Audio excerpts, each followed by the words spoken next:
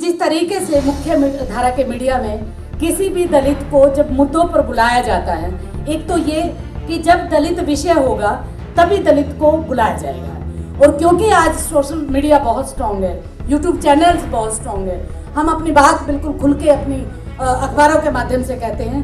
दलित लेखक या ज़्यादा से ज़्यादा दलित सामाजिक कार्यकर्ता भी नहीं लिखते, दलित कार्यकर्ता। उनका उसमें इन्वॉल्वमेंट हो या ना हो, लेकिन वो खबर उनको पैसे देकर के दे। हमने कहा कि जाति छोड़ो, लेकिन जब उन्होंने जाति छोड़ी नहीं तो हमने राजनीति में जाति को ताकत बनाया, ये हमने सिद्ध किया। मीडिया में भी हम जाति को ताकत बनाते हैं। अब लेकिन अब मंदिर में मैं क्या बोलूं, जब मैं खुद मंदिर नहीं जाता तो मेरा मंदिर में क्या इंटरेस्ट, लेकिन मैं वहां दलितों को खोजता। एक बार राम मंदिर के ऊपर डिबेट चलता रहा, मौलाना अपनी बात, उधर हिंदूवादी लोग अपनी बात। मैंने कहा कि मैं जानबूझ करके बोला कि मैं भगवान बुद्ध की धरती से बोल रहा हूं, तो समझ गया कि कुछ ना कुछ गड़बड़ करेगा ही। अगर मस्जिद के नीचे मंदिर है तो उस मंदिर के नीचे कहीं ना कहीं बौद्ध मठ छुपा है, उसकी खुदाई बना दो। 35 फीट के नीचे कहीं ना कहीं आपको बौद्ध मंदिर मिलेगा। कि हैदराबाद से चिली नीली क्रांति एक्सप्रेस जेएनयू तक पहुंचते पहुंचते कैसे लाल क्रांति में बदल गई, कहीं ना कहीं हमारी गलती थी। मैं सबसे पहले आप सबको, हम सबको बधाई देती हूं कि आज हम इतने भव्य समारोह में यहाँ इकट्ठा हैं। अशोक दास जी अगर कहीं मेरी बात सुन रहे हो तो उनके लिए एक छोटी सी बात बताना चाहती हूँ, ऑफ रिकॉर्ड में ना ले। अभी पिछले दिनों एक इंटरव्यू हुआ और इंटरव्यू में एक कैंडिडेट से ये पूछा गया कि आप ये बताइए, बाबा साहब भीमराव अम्बेडकर ने कोई अखबार निकाला था, उसका नाम क्या था? उसने थोड़ी देर सोचा और उसने कहा दलित दस्तक।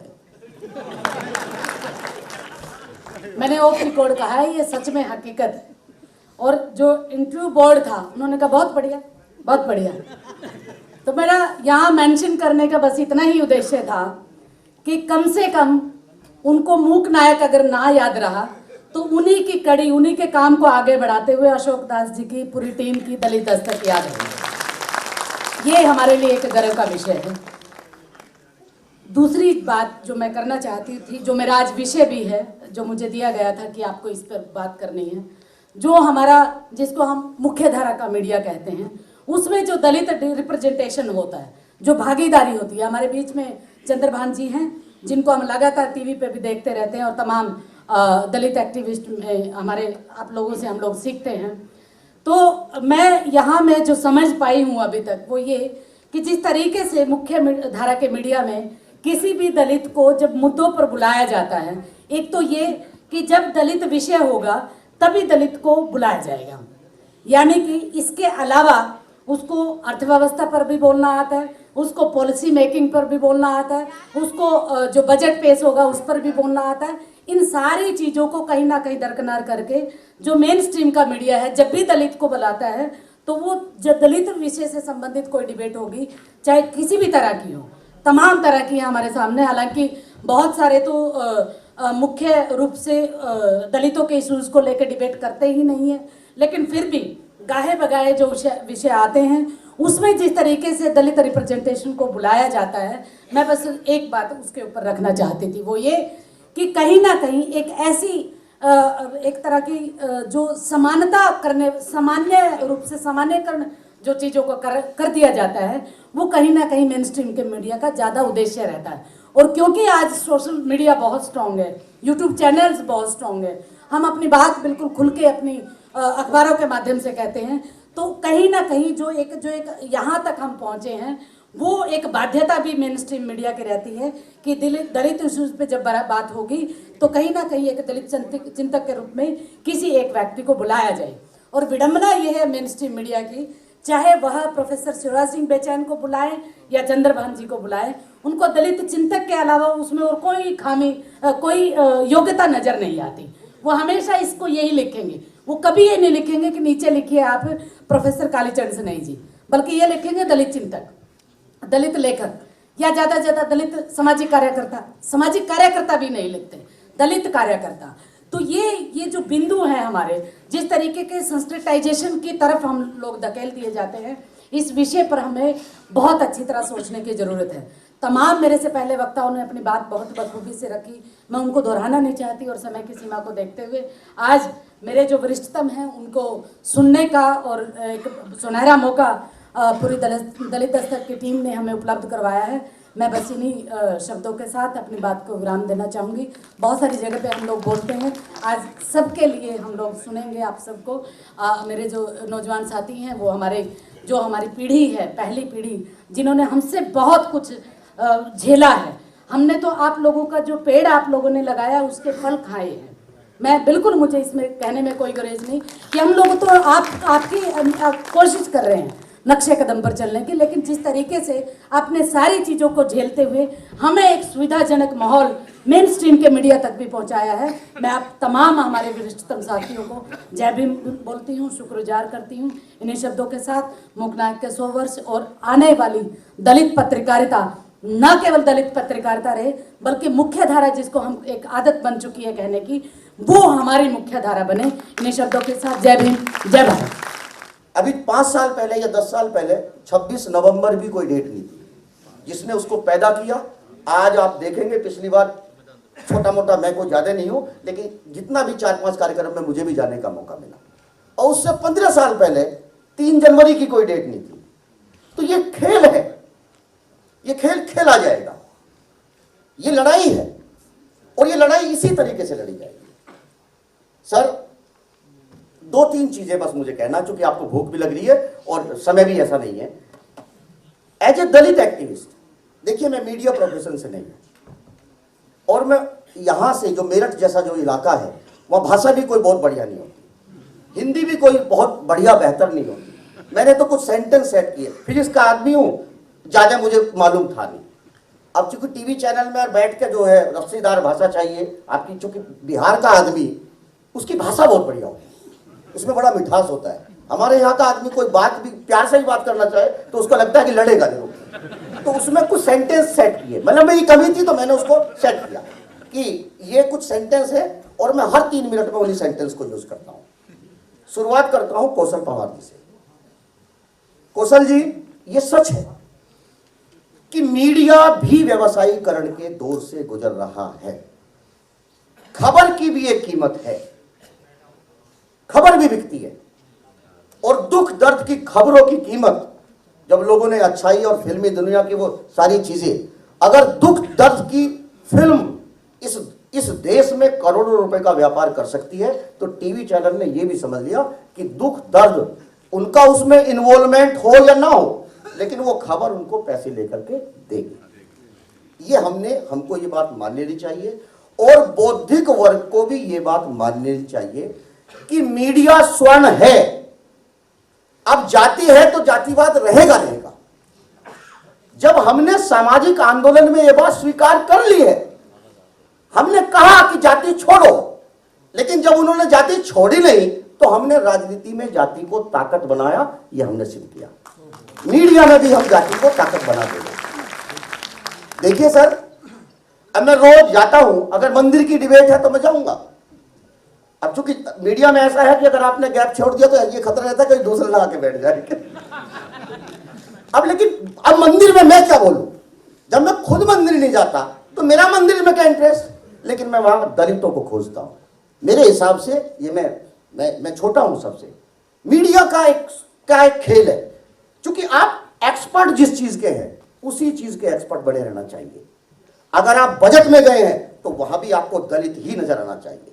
मैं 2-3 एक्सपीरियंस आपको बताऊंगा। एक बार राम मंदिर के ऊपर डिबेट चलता रहा, मौलाना अपनी बात, उधर हिंदूवादी लोग अपनी बात। मैं पटना में था, मैंने कहा कि मैं जानबूझ करके बोला कि मैं भगवान बुद्ध की धरती से बोल रहा हूं, तो समझ गया कि कुछ ना कोई गड़बड़ करेगा ये, कि मैं भगवान बुद्ध की धरती से बोल रहा हूं। और मुझे पता लगा है कि अभी हिंदू और मुसलमान ही इस देश में मंदिर की लड़ाई में शामिल नहीं है। मैंने जानबूझ के झूठे तरीके से बोला था, 3 साल पहले बोला था कि बौद्ध महासभा भी अब सुप्रीम कोर्ट में चली गई है।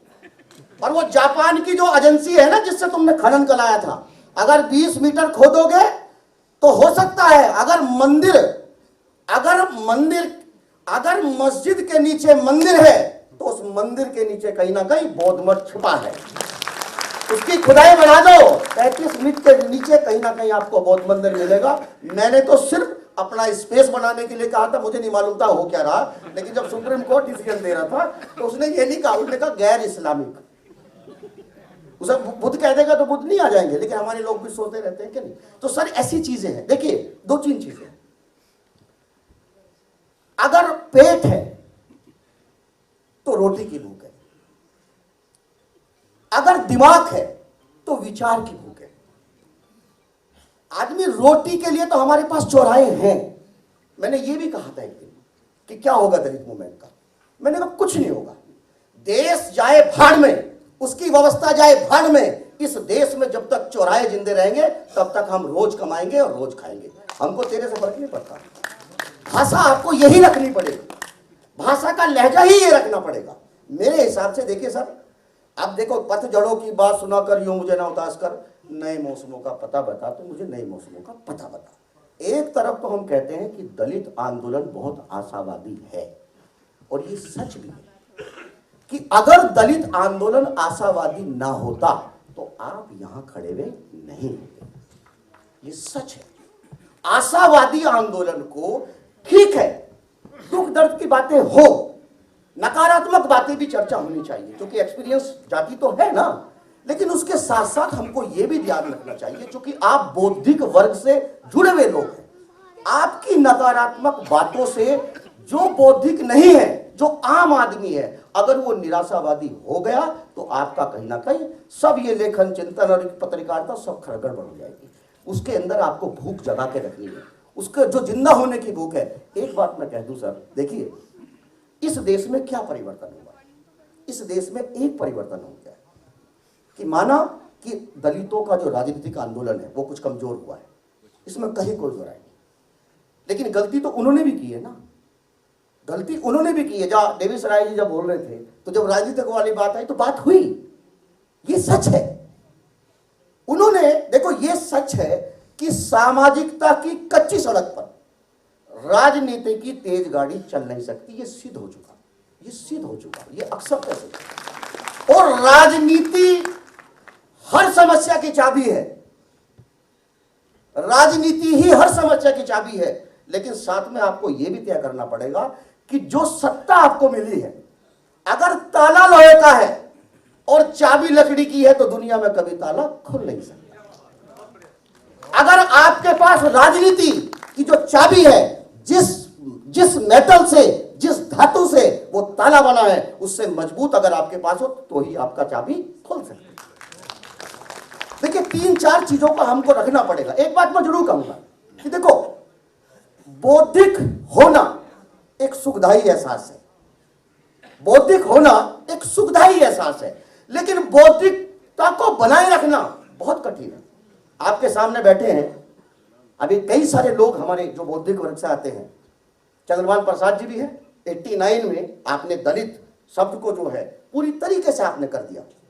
वो मैं राष्ट्रीय सहारा में मैंने 12th किया था, तो वो जब सीरीज चली, नेवी सराय जी ने पूरा का पूरा लिटरेचर चेंज किया। एक छोटी सी बात, देखो मैं कोई ज्ञान का पुलिंदा नहीं, मेरे पास जो उपलब्ध ज्ञान है उसका उपयोग अपने दलित समाज के लिए करना चाहता हूं, और मैं करूंगा, और दावे के साथ करूंगा, और झूठ भी बोलूंगा तो दावे के साथ झूठ बोलूंगा, ये तय है। मैं सर एक बार मैं बताता हूं, वो अभी 6 महीने पहले कि दलित शब्द असंवैधानिक है। अरे भाई, दलित शब्द असंवैधानिक है। हमारे बहुत सारे भाई भी फंस जाते हैं कि भैया मूल निवासी रखो, मूल निवासी। दलित अब दलित क्या मतलब दलित का भाई? एक वो पंडित जी खड़े थे वहां, चौबे जी, उन्होंने कहा अरे नहीं नहीं नहीं नहीं नहीं नहीं नहीं नहीं दलित मैं बताऊंगा ना दलित। अरे मैं क्या, सुनिए पंडित जी आप रुकिए, अरे दलित शब्द को तो कम से कम हमको डिफाइन कर दो। अरे जो दलित आदमी है वो डिफाइन करेगा ना, इसके ठेकेदार तुम थोड़ा ही हो, तुम किसी और भी जगह बोल लो, रामायण का पाठ करना। मैंने कहा सुनिए, मैंने कहा दलित शब्द की जो उत्पत्ति है वो हिंदी से नहीं है, इतना मैं सिद्ध कर सकता हूं। जे मोसले 1832 में मराठी भाषा में इस शब्द को प्रयोग करते हैं। इंग्लिश लिटरेचर में चूंकि जो शब्द हमारे जाति के थे उनसे हम खुद नफरत करते थे, उनको हम शामिल कर नहीं सकते थे, अंग्रेजी साहित्य में दलितों का वर्णन करने के लिए कहीं ना कहीं इस शब्द की उत्पत्ति हुई। तो अगर ये शब्द अंग्रेज की तरफ से आ रहा है, अगर ये शब्द इंग्लिश से आ रहा है, तो इसके मायने भी तो इंग्लिश जैसे ही होने चाहिए ना। ये दलित नहीं है, ये दालित है। दालित, लिट माने जलना। वे लोग जो अंधेरे से उजाले की तरफ चले गए वो ही दलित हो सकते हैं, आप दलित नहीं हो सकते। आपको अभी 20 साल लगेंगे। दलित बनना इतना आसान काम नहीं है। और मगर सुनो, दलित एक ब्रांड है, दलित ब्रांड है, और हम उसको सिद्ध कर देंगे। और अगले 20-25 साल बाद बच्चे से जब पिता पूछेगा ना कि बेटा क्या बनना चाहते हो, तो हो सकता है कि पहले नंबर पे डॉक्टर इंजीनियर, एक सेकंड, डॉक्टर इंजीनियर बनना चाहता हो, लेकिन चौथे नंबर पे कहा कि पापा मैं दलित बनना चाहता हूं। कैसे ये काम करते हैं? अभाव में इनके पास व्यवस्था नहीं है, लेकिन फिर भी कर देते हैं। और बस इसके बाद देखिए, इस देश में बौद्धिक वर्ग को, बस एक सेकंड की बात, भाई एक सेकंड, देखिए एक बात ध्यान रखना पड़ेगा। एक झगड़ा है बौद्धिक वर्ग और जो राजनीतिक लोग हैं उनके बीच का जो फासला है, वो फासला जितना बढ़ेगा उसका कहीं ना कहीं उसकी जो कीमत है वो ना नेता चुकाएंगे ना आप चुकाएंगे, कहीं ना कहीं ये दलित समाज ही चुकाएगा, ये तय है। इसलिए मेरे हिसाब से बौद्धिक वर्ग को भी इस डायनामा से बाहर निकलना चाहिए कि हम ही अच्छे नेता हो सकते हैं या हम ही अच्छे आंदोलन चला सकते हैं, वो उसको लीड कर सकते हैं। एक बात मैं इसलिए बौद्धिक वर्ग की जिम्मेदारी बहुत ज्यादा हो जा सके, देखिए इस देश में एक काम होने वाला है, इस देश का भविष्य का जो भी आंदोलन पनपेगा उस आंदोलन के मूल में दलित आंदोलन होगा, ये सिद्ध है। अगर यहां सीए या एनआरसी या कोई भी आंदोलन होगा, वहां जय भीम के नारे होंगे, ये तय है। कोई भी व्यक्ति, चाहे हिंदू हो, मुसलमान हो, महिला हो, पुरुष हो, गरीब हो, बच्चा हो, किसान हो, कहीं ना कहीं आंदोलन बाबा साहब के नाम पे होंगे। अगर ऐसा आंदोलन चलाना है तो उसको लीड करने के लिए भी बौद्धिक वर्ग को आना चाहिए। कभी कभार आपकी कमी से, देखिए एक छोटी सी लाइन लिखी थी कि हैदराबाद से रोहित मोमला की हत्या, उससे उपजा एक दलित आंदोलन जिसका परिणाम आपको जेएनयू में भी दिखाई दे रहा है।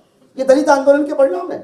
मैं वहां लिखा था कि हैदराबाद से चिली नीली क्रांति एक्सप्रेस जेएनयू तक पहुंचते पहुंचते कैसे लाल क्रांति में बदल गई, कहीं ना कहीं हमारी गलती थी। अगर हमारा बौद्धिक वर्ग चाहता, उस आंदोलन को सही तरीके से डिफाइन करता, तो बहुत सारे टुकड़े वाले नहीं आते।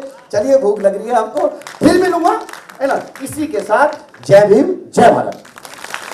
नेशनल दस्तक की आपसे गुजारिश है कि अगर इसको बचाना चाहते हैं तो नेशनल दस्तक को सब्सक्राइब करने के लिए रेड कलर के सब्सक्राइब बटन को दबाएं, फिर बेल आइकन की घंटी दबाएं। नेशनल दस्तक को बचाने के लिए बहुत जरूरी है कि हर खबर को शेयर करें, लाइक करें, कमेंट जरूर करें।